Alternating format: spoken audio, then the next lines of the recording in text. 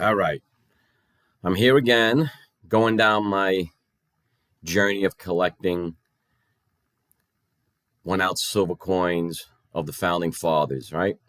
It started with a simple piece of Benjamin Franklin, and that was a 1 ounce square piece, right? It was a picture of him, and on the back, it was Independence Hall. And that pretty much started my thought process of, you know what, let me see if I can get any more of these coins. So I got more, and I'm going to show you 4 of them today.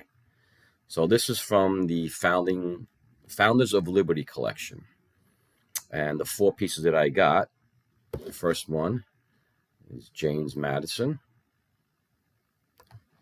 Second one, Benjamin Franklin, but this time it's a silver round, not a square piece. Third one I got is Adam Smith. And the 4th one I got is Montague. Right? So 3 out of the 4 of these people are considered founding fathers of the United States. Right? Those being James Madison, Benjamin Franklin, Adam Smith, and Montague, not a founding father. He died in I forget the year, 1752, 3, 5, one of the, basically he died before the Revolutionary War started, and the United States declaring their independence from Britain. So these are the 4 coins I got. And each one of these coins tells a little bit of a story of why they were, what was important to them in founding the country, right? So let's just go over the first one that I got in my hand, and let's do James Madison. All right, here he is. On the back, it's got a writing, and I probably can't really see it, but it's the Constitution. All right, so he's known for writing the Constitution, the Bill of Rights. So I'm going to read on the back of what it says. If men were angels, no government would be necessary. If angels were to govern men, neither external nor internal controls on government would be necessary. In framing a government which is to be administered by men over men, the great difficulty lies in this. You must first enable the government to control the governed, and in the next place oblige it to control itself. So, what I'm getting from that is basically, humans are flawed, right? So they need rules, laws to keep them, not in line, but a civil society, right? And without them, you would have anarchy. So the Constitution does that for this country, right?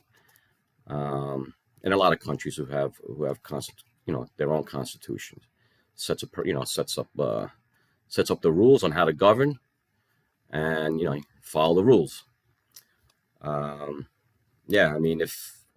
If we were perfect, if humans were perfect, we wouldn't need anything. We would just live our lives, and that's that. You wouldn't have to worry about people doing bad things, right? Let's look at the 10 Commandments, right? Follow those rules.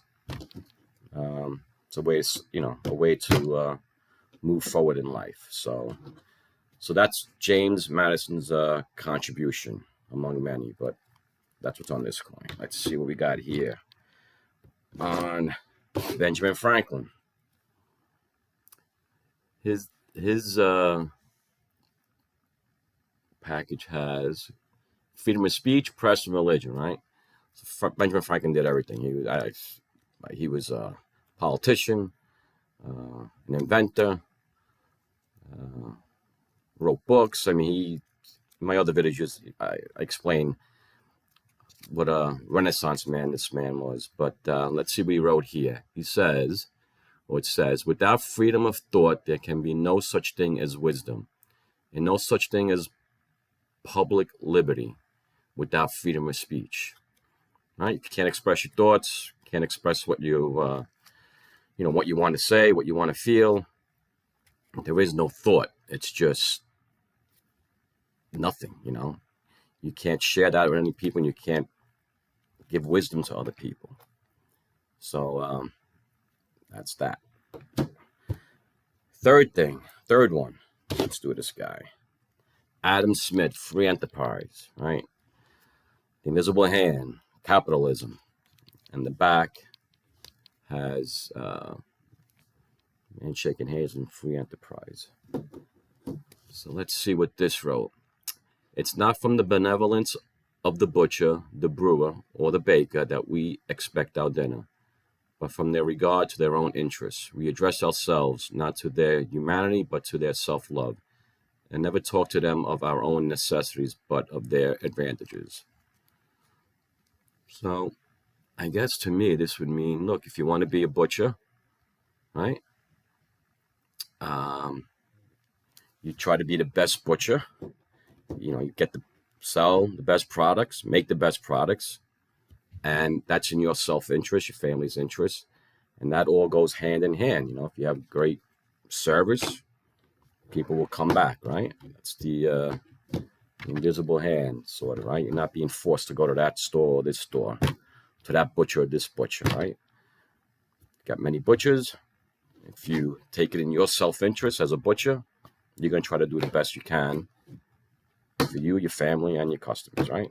So that's what I get out of that saying. And the last one, and probably the most important one, I guess, for me, is Montesquieu, Separation of Powers. Let's see what it says here. When the legislative and executive powers are united in the same person or in the same body of magistrates, there can be no liberty, because apprehensions may arise, lest the same monarch or senate should enact tyrannical laws, so to execute them in a tyrannical manner. So here we have, you know, United States, we have separation of powers, judicial, executive, and legislator, right? Those are the three separate powers of our government, and they're checks and balances on each other. You know, otherwise you would just have one person making decisions for everybody, and that person can just do whatever they want. And with the separation of powers, you have a check on that person. So, to me, this is very important. So those are the 4 coins I got. You know, I'm still looking to get some more. I'd like to get Thomas Jefferson, the Adams brothers, John and Samuel. I'm sorry, the father and son, John and Samuel. I know they're there. Abe Lincoln, of course. I am picking up some $2 bills that are founding father type of stuff. So I'm waiting for that to come in. And once I get those, I will share them with you. So I hope you enjoyed some of this. Some maybe a little bit of a history lesson. So with that, have a great rest of the day. And I see you in my next video. And as always, subscribe to my channel. This way you'll know when my next video is up. Subscribe to that channel, and hopefully I'll see you in the next one. Have a good one. Bye.